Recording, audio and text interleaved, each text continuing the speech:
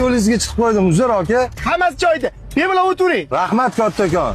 Lekin sizga 1 minutga mumkinmi? Xo'p, chetroq o'tinglar bo'lmasa.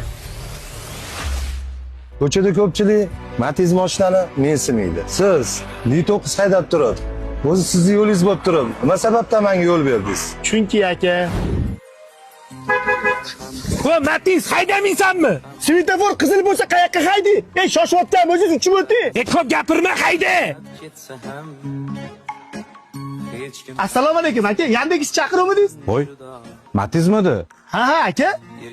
Matiz? Men bor uzri, qaramay chaqirib qo'yinmi? Boradigan joyim nozuroq joy edi. Chiqsa aka.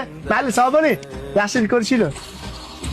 Ey Allohim, o'zing meni rizqimni keng qilib ber. Men senga va'da beraman. Qancha martabaga erishsam ham hech qaysi bir bandangga kibr qilmayman. Va'damda oxirigacha turaman. Allohga va'da berganman. Oxirigacha bergan va'damni ustiraman. Katta bolalarni katta qilgan.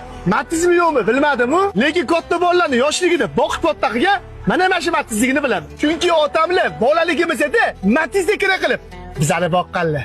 Faqat to'g'risini kommentariyada yozinglar. Yana kim otasi yoshligida matizga kira qilib turib oilasini boqqan. Aytgancha, mana otamlar kira qilib kelib turib, ertalab bo'lichga olib kelardi. Siz otangiz nima olib kelardilar?